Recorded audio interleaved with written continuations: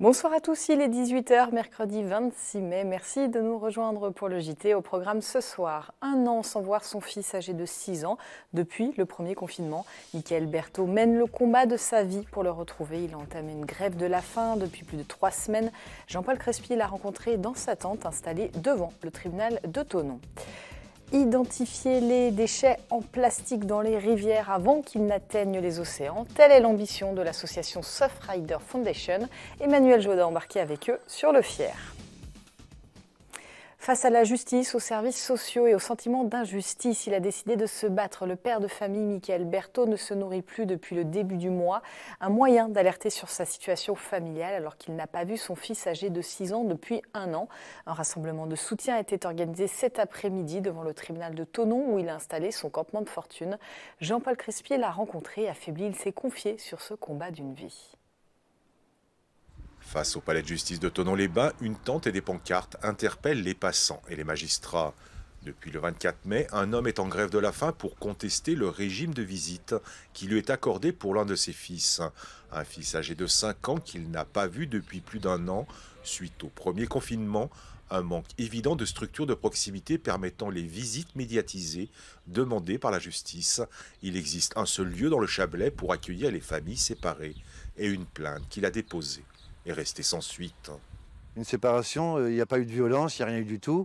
Et de là, ils ont vu qu'il y avait un conflit entre parental. Donc là, on nous a placé notre fils pour 6 mois en foyer d'accueil. Ma première lutte, entre guillemets, ça a été déjà de sortir Gianni de ce foyer. Chose qui a été faite, qui a été rendue chez la maman. De là, j'ai eu des mesures AMO de 6 mois par 6 mois, des procédures qui n'en finissaient plus. On me dit procédurier, donc vous savez, des mesures 6 mois par 6 mois, c'est compliqué de ne pas l'être. Je ne suis que le mouvement qu'on me donne. Alors, on me donnait des liens, on me les enlevait, on me les redonnait. J'avais des visites libres, plus libres. À chaque fois que je quittais ces visites, mon fils était en pleurs. C'était une déchirure immense. Je fermais cette porte, je ne voulais pas pleurer devant lui. Je m'effondrais derrière cette porte. Mais c'est vraiment horrible ces souffrances. Sans être résigné, ce père de famille espère désormais faire remonter son message jusqu'au juge des affaires familiales. Et malgré ses forces qui diminuent, il continue à échanger avec les personnes qui le croisent pour expliquer sa démarche. Mon message maintenant aux parents, et que je le passerai tout le temps, soyez responsables et adultes par rapport à vos enfants. Ce ne sont pas des jouets, ce ne sont pas des... Enfin, c'est mon message, quoi, parce qu'une fois qu'on passe dans la justice, entre leurs mains, c'est plus compliqué après. Ça engraine de l'argent, ça engraine plein de choses à côté, ça engraine surtout de la souffrance pour des enfants qui n'ont rien demandé. Et on a un panneau qui dit bien, je voudrais bien que les enfants retrouvent des paillettes dans leurs yeux, oui, il serait grand temps. Voilà, parce que maintenant, mon fils me manque, vous comprenez ça, et j'ai rien demandé à ça. Là, je suis à bout, vous voyez, je suis invalide, je dors dans cette... là, et qu'on me dise maintenant, oui, c'est de justice, avant, oui, je partirai. Mais moi, je veux mon fils maintenant. Oui. Avec d'autres pères et mères de famille, ils ont créé l'association Père-Mère Égalité des droits pour accompagner les parents séparés et faciliter leur démarche. Et par sa résistance, Mickaël Berthaud illustre une douloureuse réalité trop souvent passée sous silence, celle de la grande détresse de certains parents isolés devant affronter seuls les services sociaux et composer avec les longs délais d'attente pour obtenir une décision de justice. Une toute autre forme de mobilisation maintenant, celle du personnel d'Afner Savoie à Sainte-Hélène-du-Lac. Une partie des 188 salariés de l'entreprise est en grève illimitée depuis ce mardi matin. Le débrayage intervient dans un climat de défiance entre la direction et les personnels qui réclament de meilleures conditions de travail, une prime Covid ainsi qu'une revalorisation des salaires. Des négociations entre les deux parties ont lieu depuis, mais pour le moment, aucun accord n'a été trouvé. Afner Savoie est spécialisé dans les pâtisseries industrielles. On écoute quelques réactions recueillies sur place ce matin par Sébastien Germain.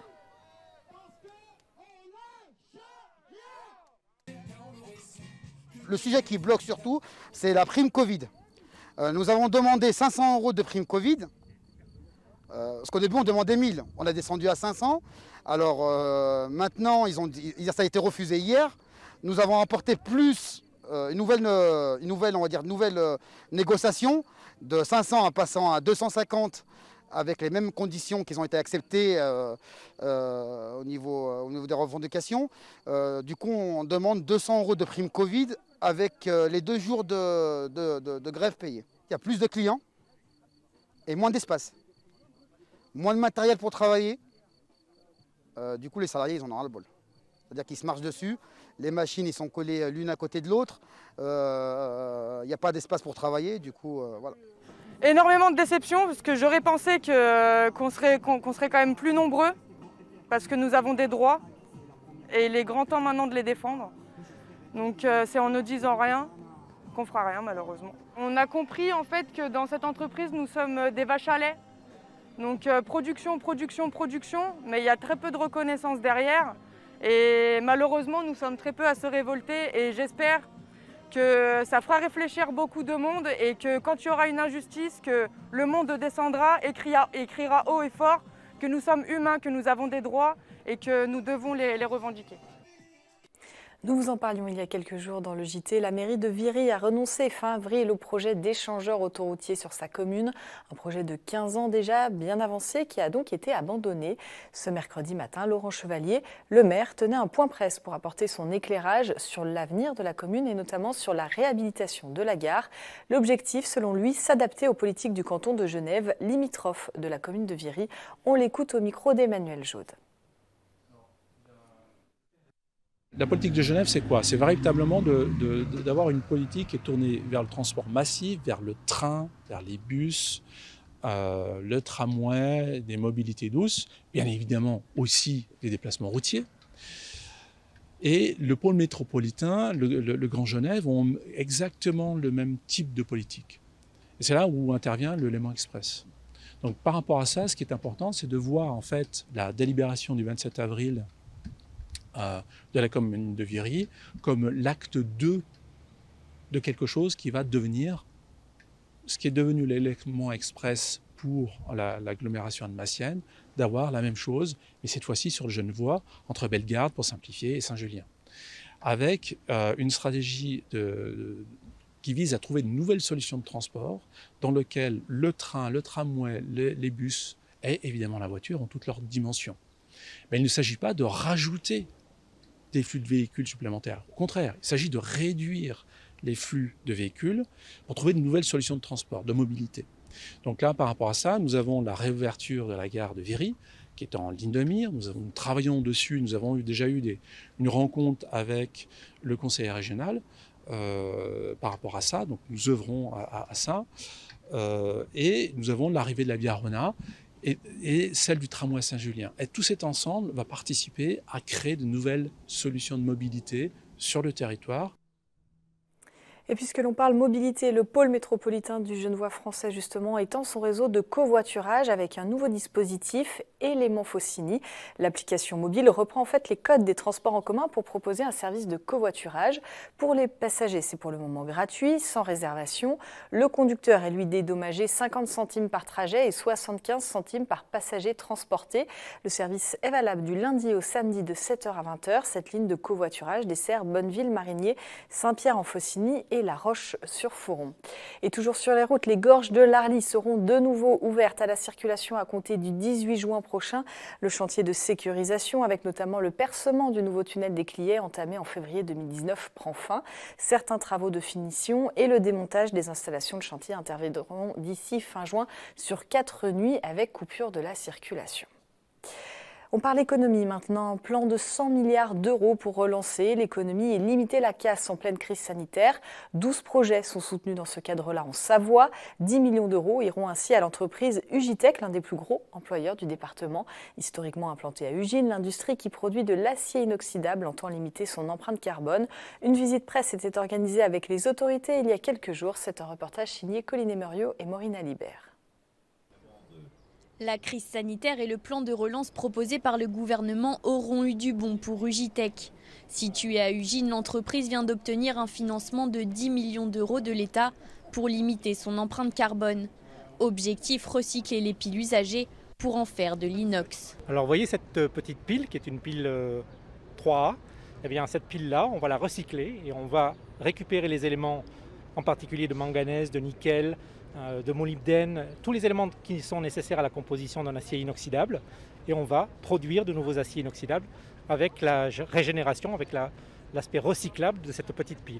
Ugitech produit de l'acier inoxydable, cette matière entre le fer et le carbone, souvent utilisée en cuisine ou en médecine. Au total, 30 tonnes de coproduits comme des catalyseurs et des batteries vont être recyclés, mais aussi 13 tonnes de déchets industriels produits par Ugitech. Une fois collectés puis transformés, ces déchets deviendront des alliages pour la production de l'entreprise. Grâce à ce projet, 40 à 60 personnes pourraient être recrutées sur le site d'Ugine, un effectif qui viendra s'ajouter aux 1500 salariés qui participent déjà au savoir-faire de l'entreprise. Ugitech est quasiment la seule entreprise en France et en Europe à faire de l'acier inoxydable long de très haute valeur ajoutée. Et donc par conséquent, c'est très important pour l'État de préserver cette capacité unique de production de matériaux haut de gamme qui entrent dans la production de matériel aéronautique, automobile ou de défense. Ugitech souhaite aller plus loin en réduisant de 90% sa consommation de chrome et de nickel. Autre projet en cours pour la rentrée prochaine, l'entreprise est en train d'enfouir des tuyaux pour réutiliser la chaleur des fours et ainsi chauffer jusqu'à 250 logements. Jean Castex, le Premier ministre, sera en Savoie demain à Bourg-Saint-Maurice et les Arcs précisément. Il vient présenter le plan Avenir Montagne. On aura l'occasion évidemment d'y revenir dans le JT demain. Je vous le disais en titre, en Haute-Savoie, l'association Surfrider Foundation présentait ce mardi sa nouvelle application mobile Plastic Origins, une base de données collaborative destinée à identifier l'état de pollution des cours d'eau français avant que ceux-ci ne se jettent dans l'océan. Une opération qui s'est déroulée sur les eaux du Fier à Annecy. Emmanuel Jaude a embarqué pour nous, reportage. Le long des rives de nombreux cours d'eau, il n'est pas rare de retrouver plastique et détritus issus de l'activité humaine. Afin de recenser les zones les plus touchées, l'association Surfrider Foundation, basée à Biarritz et spécialisée dans la sauvegarde du milieu aquatique, a lancé fin 2020 un tout nouvel outil. Un déchet, une fois qu'il est dans l'océan, on ne sait plus d'où il vient. Bon, à part si on regarde l'étiquette, parfois on sait de quel pays ça vient. Alors que si on s'intéresse aux déchets qui sont dans les rivières, on sait exactement d'où ils viennent, ou en tout cas on est très proche de la source, et ça nous permet comme ça d'agir au bon endroit. Donc notre idée à travers Plastic Origins, c'est d'identifier quels sont les cours d'eau les plus pollués, quelles sont les zones les plus polluées, pour derrière aller voir les collectivités et leur proposer tout un panel de solutions, de préférence des solutions préventives pour réduire à la source la pollution plastique. Un projet financé dans le cadre de l'initiative 1% pour la planète. Très vite sélectionné, l'association a tout de suite trouvé des financeurs pour les suivre dans les différentes étapes de la conception et du lancement de leur application. Pour moi, c'est le développement de l'application, l'essaimage du projet, le fait qu'il puisse avoir des outils d'analyse des microplastiques de plus en plus pertinents. Ce qui nous plaît beaucoup, c'est le côté réduction à la source des déchets. En fait, quand on se rend compte que 80% des déchets qu'on retrouve dans l'océan viennent des rivières et des fleuves, on a envie d'agir. Et Plastic Origins, ça permet justement de qualifier, de quantifier, de comprendre le parcours des déchets. Et finalement, notre partenariat, ça prend du sens parce que nous, on est une boîte qui fabrique des gourdes et des couverts réutilisables pour permettre aux personnes de réduire le jetable dans leur quotidien. On a donné 15 000 € l'année dernière au titre du 1% et on va redonner cette année 10 000 €. Si pour le moment assez peu de rivières sont passées au crible des utilisateurs, la base de données ainsi créée pourrait bien contribuer à la sauvegarde de nombreuses zones sensibles sans évoquer les retombées dans les mers et les océans. Quant aux Fiers, ils devraient être classifiés en orange comme rivières légèrement polluées et sites à surveiller. Parmi les secteurs particulièrement impactés par la crise sanitaire, celui des clubs sportifs, basketteurs, footballeurs ou encore handballeurs ont dû cette saison s'acclimater à un paramètre nouveau, jouer sans public. Et jouer dans des salles vides a bien eu un impact sportif, vous allez le voir. Lucas Ruch s'est rendu au FC Annecy et à Aix-Maurienne Savoie Basket. Des tribunes orphelines de leurs spectateurs, c'est l'image auquel les clubs professionnels ont dû faire face cette saison. Un paramètre non négligeable qui a bousculé la difficile saison du FC Annecy en national. Je dirais que le premier impact, c'est avant tout pour les joueurs. Les joueurs, le football est un spectacle, les joueurs ont besoin des supporters pour comment dire, vivre ensemble des émotions, partager des moments de joie, des fois des moments de défaite. Et c'est clair que de jouer dans un stade vide, c'est très déstabilisant, très troublant et je pense que ça a été, je dirais, une saison très très compliquée, notamment par rapport à ce contexte. Si le FC Annecy s'est maintenu in extremis lors de la dernière journée, la saison d'Aix-Maurienne en Pro B de basketball n'est pas encore terminée. Dans leur petite salle de la Halle Marlioz, les joueurs savoyards admettent que l'atout public est un réel avantage quand on joue à domicile. Ici, le public il soutient son équipe jusqu'au bout. Et pour avoir joué quelques saisons ici, c'est un plus. Le 6e homme, c'est toujours un plus dans n'importe quel club. Il y a d'autres clubs qui auraient pu être aussi mieux classés. Après, je ne peux pas prédire ce qui aurait pu se passer. Ce qui est sûr, c'est qu'ils nous ont manqué dans tout ce qui est énergie, dans tout ce qui est motivation et dans tout ce qui est petit plus pour finir les matchs et peut-être intimider les adversaires. À l'automne dernier, la SMB n'avait seulement pu jouer que 3 matchs officiels avec son public. S'en est suivi 6 mois de rencontres à huis clos. C'est évident que ça a un impact. Alors c'est vrai que sur les premiers matchs, c'était très, je ne dirais pas déstabilisant, mais très surprenant de jouer dans des salles vides. Après, on s'est habitué et je dirais qu'aujourd'hui, c'est devenu un petit peu la norme. Donc on a un petit peu oublié le temps où on avait du public dans les salles. C'est vrai que je pense que là, maintenant, ça va être plutôt la surprise dans l'autre sens. Mais c'est évident que ça nous manque. C'est évident que ça a un impact. Ça a un impact sur le jeu, on le voit, il y a beaucoup plus de victoires à l'extérieur d'ailleurs, donc je crois que dans tous les sports c'est assez sensible. Depuis le récent déconfinement, il est possible de retrouver la Halle Marlioz, réouverte à 1/3 de sa capacité. Prochain match vendredi face à Saint-Chamond. Et un peu de gastronomie pour aller jusqu'à la fin de ce journal. Le meilleur ouvrier de France, Guillaume Gomez, était en Haute-Savoie il y a quelques jours. L'ancien chef des cuisines de l'Élysée est venu encourager les jeunes apprentis au CFA de Groisy. Il leur a partagé son expérience derrière les fourneaux, ses doutes, ses craintes, car avant de servir de nombreux invités de marque, lui aussi a commencé sa carrière en qualité d'apprenti. On l'écoute au micro de Marine Schneider. Ils sont l'avenir, ils sont une chance pour notre pays, pour nos métiers, mais également pour le rayonnement de la France. Donc c'était important d'avoir cet échange et il y a un petit jeune qui est venu me voir après et ça m'a fait plaisir parce que c'est l'essentiel du discours que j'ai eu avec eux ce matin. Il me dit « Ah chef, vous m'avez reboosté ». Et ces jeunes, ce qu'il faut leur dire, c'est qu'il ne faut pas laisser tomber, il ne faut pas baisser les bras. Il y a des difficultés, on passe une période avec la pandémie, la Covid-19, qui a impacté bien évidemment nos métiers, mais pas que, qui a impacté la société. Mais ne lâchez pas, vous êtes l'avenir. La restauration, le monde de l'entreprise, ici il y a également des fleuristes, des préparateurs en pharmacie.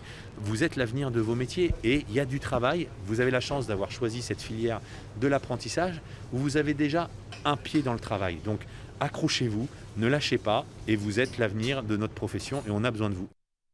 C'est la fin de ce journal. Merci de votre fidélité à l'info sur 8 Mont-Blanc. Merci à toute l'équipe. Tout de suite, c'est la météo de Thierry Paul. Mais juste après, on se retrouve pour les émissions spéciales départementales 2021.